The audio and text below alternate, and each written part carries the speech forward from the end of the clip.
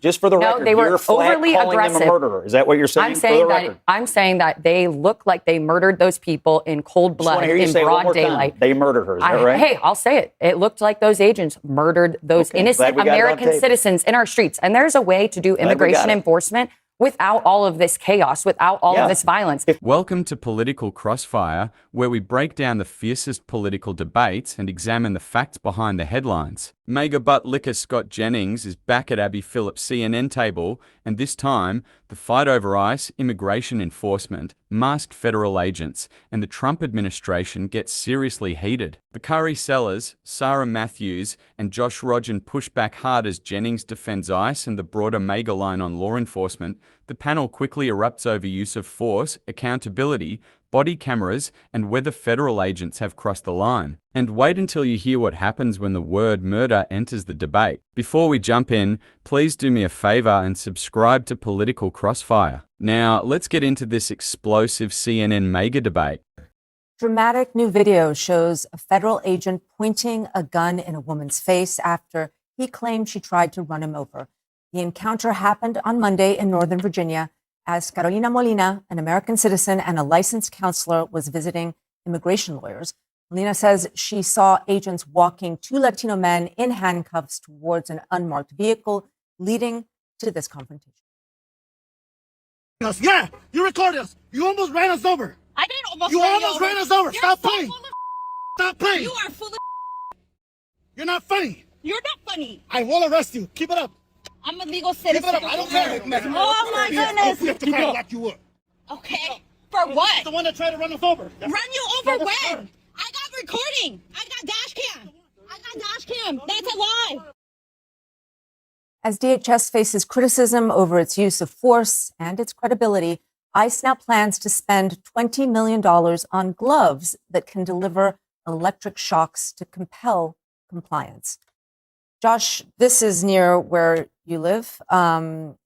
We've seen a lot of these types of videos, and I think what a lot of law enforcement has said when they watch this is you are seeing this agent, and of course we don't know the full context of this, what happened before this video was taken, but we see him exit the vehicle with his gun, pointing it in the face of Carolina Molina. What does this say to you? Right. To be fair, I just moved to this neighborhood yesterday, but I do live 5 minutes from where this happened as of yesterday.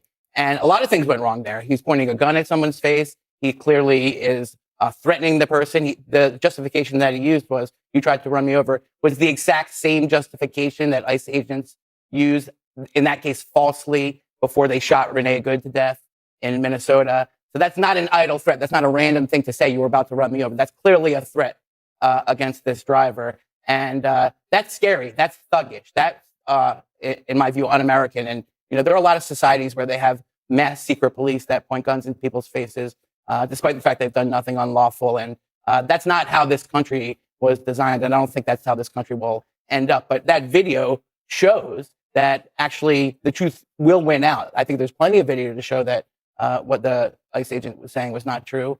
And until more evidence emerges, I think that's the preponderance of the evidence. And I immediately bought 2 dash cams for our cars as soon as I saw that video. And because I live in that neighborhood now, and God forbid me or my family members should be in that situation, I want to make sure everything is documented. And it's sad that we live in a society where that's necessary. But here we are. Scott? Well, I don't think we've seen near enough to pass judgment on it one way or the other. I think in all these instances, and I don't know whether this is true here, body cam footage from the point of view of the officer would be useful. That would show you the entire encounter, and then you could maybe pass some kind of reasonable judgment on it. I know they're trying to deploy those, but to me, that's one thing here that would be helpful in almost all of these cases. You get a, A to Z video of the entire encounter. I do find it strange. We see people showing up, they're in their cars, and they're somehow in very, very close proximity to people. You're allowed to take the police. You're allowed to take I know, but you're not allowed to threaten them with a vehicle. There's no evidence that happened. And you would have to ignore all of what happened in the last 18 months. You would have to ignore the fact that we have seen a massive spike in violent acts committed against ICE and other federal law enforcement. These guys wearing the badge and enforcing our laws feel like their lives are under threat every day. There's a real good answer single day. to that, which is that they should operate under regular rules of transparency and rule of law that every single other law enforcement agent in the country has operated in since the time immemorial. Well, and they don't do that. They're facing an ISIS set up rhetoric. They're facing an environment and rhetoric from Democrat politicians in this country that have put a target on their backs. To set up an army of mass thugs roaming the streets and rounding people up and then blaming people for reacting it is just gaslighting. Riddle me this. Obama was able to deport more than 3 million people without all of this chaos, without having to give agents these shock gloves, and there were murders of American citizens in our streets. And he was able to do it. So it seems like there can be immigration enforcement. What murders are you talking about? I'm talking about Renee Good, Alex Preddy. Have there been convicted murderers in these cases? We've seen the video evidence, which shows a very... So just for the record, they were overly aggressive. Them a murderer. Is that what you're saying? I'm saying that they look like they murdered those people in cold blood, in broad daylight. They murdered her, is that right? Hey, I'll say it. It looked like those agents murdered those innocent American citizens in our streets. And there's a way to do immigration enforcement without all of this chaos, without all of this violence. If people would interfere with law enforcement, there wouldn't be chaos. No one was But why then are mass agents going into communities and terrorizing them? And I agree with you that Barack Obama was able to deport millions upon millions of people. The difference is now the Democratic Party has changed. Back then, I guess they were fine with it. Today, they instruct people to go interfere with federal law enforcement. That's not actually true. I think the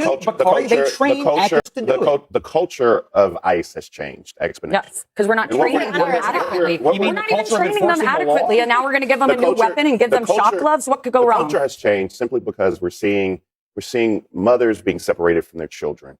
We're seeing masked agents come into communities where they're not even telling you who they are or showing you their badges.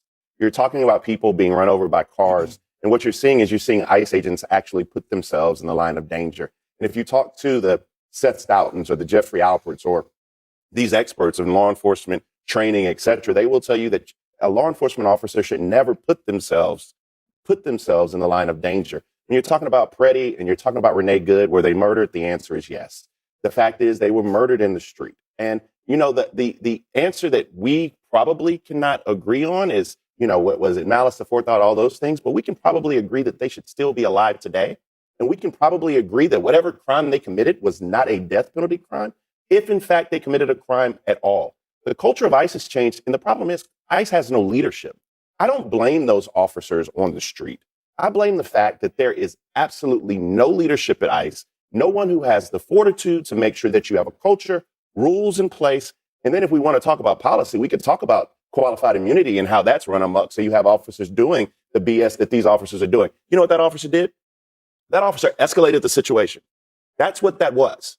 That's not protecting yourself. Just That's reminded called those shootings are still under investigation. Gun in a woman's Oh, wait, they're not murders? Is that what you're saying, Lulu? I'm saying that they're... We've got a bunch of people here that have already passed judgment. That incident that we just watched on camera was alarming, and I think there's going to be a full investigation. We're going to see what went awry. I agree with Scott. We need body cam footage. But just one time, I would love to hear about a far scarier incident. In the last 24 hours, we learned that Todd Stewart was murdered by an illegal immigrant who was let out by a California judge who had already committed a crime. Why is there never a segment or footage shown of American citizens who are killed by illegal... We should be targeting illegal aliens who commit crimes. I agree. And that's what the Trump administration said that they were going to do. But then we're deporting people who are law-abiding citizens, or not citizens, but law-abiding residents who are contributing. They're contributing to their community. They're contributing to their community. And it said those are the people they're targeting. And then innocent Americans are getting caught in the crosshairs. I mean,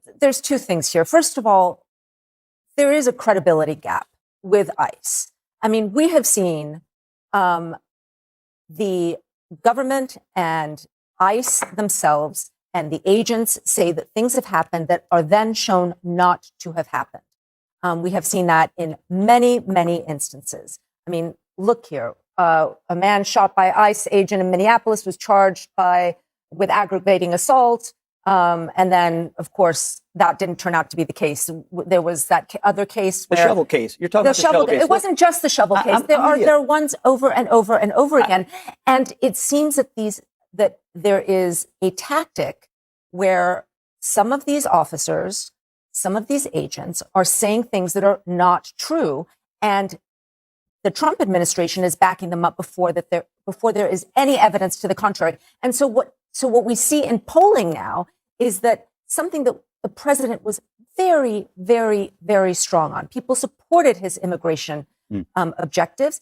He is now underwater on that issue because of what has happened in places because like they've gone too far. And I agree that body cam footage would be great if we're actually enforcing it when law enforcement uses it and doesn't use it. But unfortunately, that doesn't seem to always be the case with ICE when they seem to, we just didn't happen to have our body cameras on. And it cuts both ways. It would incentivize law enforcement to act better, but it would also make the case for if that use of force was necessary. So we need to be enforcing it and holding these people accountable when they're not. But there doesn't seem to be accountability there. Actually, in the cases, some of the cases you mentioned, I know in the shovel case, you're right. The officers didn't tell the truth. And then the agency immediately admitted it and they moved on disciplinary proceedings after they realized. So there was a story. It was a bad story. It was a false story. And then it was repeated at the highest levels of the Trump administration. I'm trying to agree with you. Okay. Then the agency said, we looked into this. The officers didn't tell the truth. And then the White House and the upper levels of ICE said, yes, this was a mistake.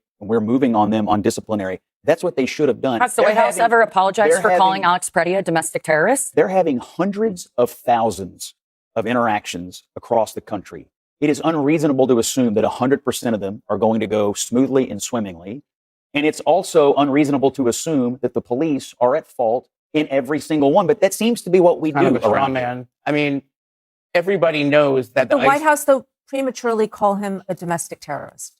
Yeah, that turned out not to be true. I wouldn't, if I were in their shoes, but I would not prejudge or pre-describe anything, particularly when you don't have body cam. Now, after you get body cam footage and you're going to have instant evidence, I guess we can all hop on our jump to conclusions maps with a little bit more stability. But in these cases where you don't know, and in this case we just played, you don't know what happened before that interaction. Maybe she did get too close to them with a car. You don't know that yet. Well, thank God she was filming it at least, because we don't know if there will be body cam. And you only have her footage. You have a clipped piece of it. Basically, in order to buy Scott's defense, you would have to ignore what everybody knows, which is that they set up this ICE system in a hurry with billions of dollars by hiring thousands of unqualified people and not denying them the proper training to do that job, and then giving them these quotas for arrests and let them loose on these communities in a systematic way. The direction came from the top. The system was designed from the top, and it functioned as designed, which was to terrorize these communities. Are you arguing? And everybody knows that. And the abuses are a predictable and predicted outcome of that system from the very beginning, and everybody knows that. You're arguing that everybody who's been hired is unqualified. You said it. You said thousands are unqualified, but there's how many exactly? Thousands. Well, I would love for I think we've seen the video evidence that shows that they're unqualified. We need more. They're not following proper procedure tactics. We need a law enforcement to identify themselves. If we go back to the video, I can tell you that the officer who pointed the gun at this young lady is unqualified. I can tell you that the black guy who came in from the side and yelled at this young lady, although he wasn't a part of the incident, unqualified. Undertrained. Undertrained. I mean, I can literally look at the video and discuss and articulate what the issue is. People wanted immigration to no immigration enforcement. No, people wanted immigration enforcement. Man, this entire discussion shows exactly why Scott Jennings can be such a smug, unbearable MAGA hack. If an ICE agent points a gun at an American citizen, escalates a confrontation, hides behind a mask, refuses basic transparency, or uses force in a situation that never needed to become violent, people are allowed to ask serious questions. And that is why Bakari Sellers, Sarah Matthews, and Josh Rogin were right to keep pressing the point. You cannot build an immigration enforcement system around fear, secrecy, and intimidation, then act shocked when the public stops trusting it. That double standard is exactly what makes this debate so revealing. Scott Jennings talks constantly about law and order. Fine, then law and order should apply to everyone. It should apply to immigrants. It should apply to protesters. It should apply to citizens. And it should also apply to ICE agents wearing a badge. If an officer lies, escalates unnecessarily,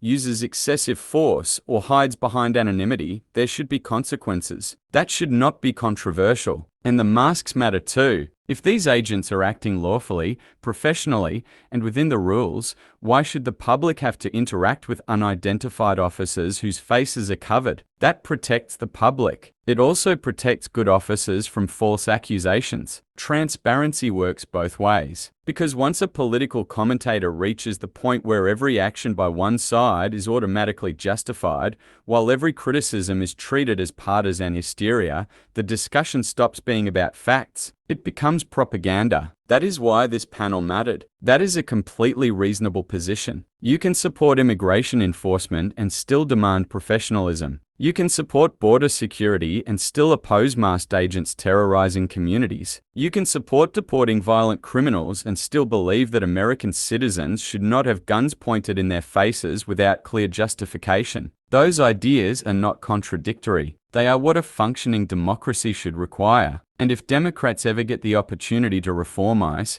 this is where the conversation needs to start. Not with slogans. Not with pretending the agency can simply disappear overnight. Start with accountability, visible identification, mandatory body cameras, real training, independent investigations, clear use of force standards, and consequences when those standards are violated. That would not solve every problem, but it would be a serious beginning, because no federal agency should operate as though accountability is optional. And no commentator should be allowed to wave away legitimate concerns simply because the people being criticized happen to work for an administration he supports. What do you think? Who made the stronger argument? Share your opinion below and subscribe to Political Crossfire for more political debates and analysis.